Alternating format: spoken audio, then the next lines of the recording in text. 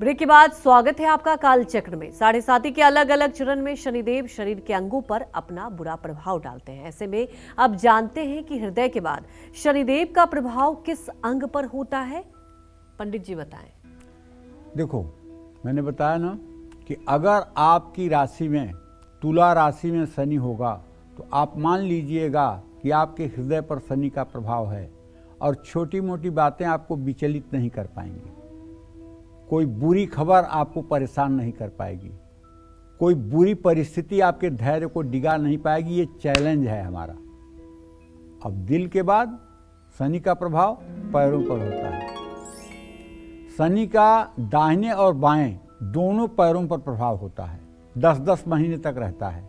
दाहिने पैर पर शनि के प्रभाव से यात्रा के योग बनते हैं और बाएं पैर पर शनि के प्रभाव से व्यक्ति का संघर्ष बढ़ जाता है। ये शनि का प्रभाव होता है। लेकिन अब ज्योतिषी लोगों को चाहिए कि वो इसका निराकरण अगर दृष्टांत के हिसाब से करें तो ज़्यादा समीचीन होगा और ज़्यादा फलादेश उनका सटीक होगा कि कौन से दृष्टांत में किस व्यक्ति का जन्म हुआ है, उसके शनि की पोजीशन क्या है, तब कहाँ शनि क्या इफेक्ट डालेगा। तो कहने का आशय यह है कि जब गंभीरता से इसका चिंतन किसी व्यक्ति विशेष के बारे में किया जाएगा तो उसका फलादेश जो होगा एकदम कंक्रीट 100% सही होगा। जय मां विंध्यवासिनी। 7.5 के अंतिम चरण में शनिदेव बॉडी के किस पार्ट पर अपना कैसा प्रभाव डालते हैं, ये भी जान लेते हैं। बताएं पंडित जी। देखो भाई, पैरों के बाद शनि का प्रभाव जो है रेक्टम अर्थात गुदा मार्ग पर होता है। मैंने आपको बताया कि मकर और कुंभ राशि गुदा मार्ग पर मानी जाती है और मैंने ये भी आपको बताया कि यदि गुदा मार्ग पर शनि हो तो ऐसे लोगों को रेक्टम से संबंधित कोई बीमारी नहीं होती है। आप सोच रहे होंगे कि अरे अर्श, बवासीर, भगंदर शनि के कारण होता है, शनि कुंडली में है तब हुआ है। नहीं, आप देखिए उस पर राहु की दृष्टि होगी, उस पर मंगल की दृष्टि होगी। बिना पापक ग्रहों की दृष्टि से बवासीर, भगंदर जैसे रोग हो ही नहीं सकते। केवल शनि की उपस्थिति मकर, कुंभ, मीन राशि में है तो ये रोग हो ही नहीं सकता। उल्टा आपको 100 साल की आयु मिलेगी। लेकिन इन 3 राशियों से पृथक अगर शनि अष्टम भाव में होगा तो निश्चित रूप से आप मानिए कि गुदा रोग होगा और शनि की दृष्टि द्वितीय भाव पर होगी। बहुत संघर्ष करने के बाद भी बैंक बैलेंस नहीं होगा। ये प्रभाव 7.5 के अंतिम 6 माह 20 दिनों तक रहता है, तो इसका ध्यान रखना जरूरी है। और अगर अष्टम भाव में शनि मकर, कुंभ और तुला राशि के अलावा किसी राशि में स्थित है तो आपको शनि की शांति करा लेनी चाहिए। शनि के वैदिक मंत्र का ओम सन्नो देवीरभिष्टय आपो भवन्तु पीतये संयोरभिस्रवन्तु न, इस मंत्र का 1,02,000 मंत्र जप 15 ब्राह्मणों द्वारा एक दिन में शनिवार को कराना चाहिए। हवन, तर्पण, मार्जन कराना चाहिए। ब्राह्मणों को भोजन करा के दक्षिणा देनी चाहिए। यह उपाय करने से निश्चित रूप से राहत मिलेगी। जय मां विंध्यवासिनी। तो अब बात कर लेते हैं राशियों की। 7.5 का अलग अलग राशि पर कैसा प्रभाव होता है ये भी जान लेते हैं। बताएं पंडित जी। देखिए, अब स्थूल मत से बताना चाहूँगा। इस बात को मेरी जबान मत पकड़िएगा, इसमें कुछ 19-20 हो सकता है क्योंकि यहाँ हम स्थूल मत से बात कर रहे हैं, किसी व्यक्ति विशेष की कुंडली पर बात नहीं कर रहे हैं।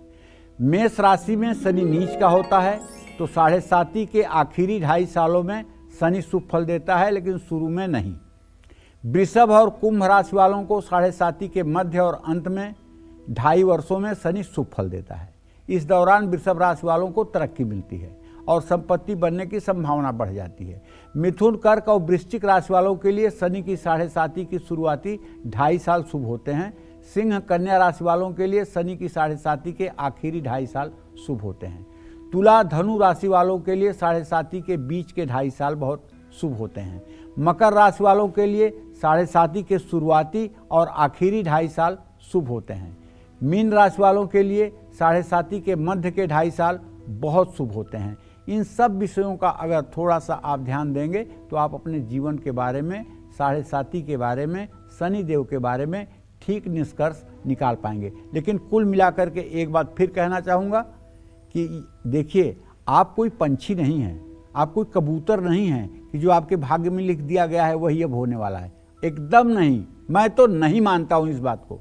और ये मेरा अहंकार नहीं है, ये ईश्वर की ठसक बोल रही है, ये माँ विंध्यवासिनी का प्रभाव कह रहा है, मैं नहीं कह रहा हूँ। मेरा ये मिट्टी का मेरा शरीर नहीं बोल रहा है।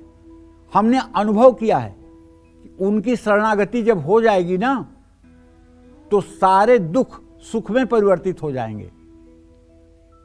यही संपूजिता नित्यम प्रसादय धन भोजनय ददाज वित्तम पुत्रान मत धर्मे गतिम शुभाम। ये कौन गलत काट सकता है इसको? लेकिन शरणागति होनी चाहिए, अहंकार का त्याग होना चाहिए, अपने अहंकार को उनके श्री चरणों में निवेदित करना चाहिए। और जो भी जीवन में आपके जैसे भी जो भी अवसर आए उसे भगवत कृपा मानकर स्वीकार करना चाहिए।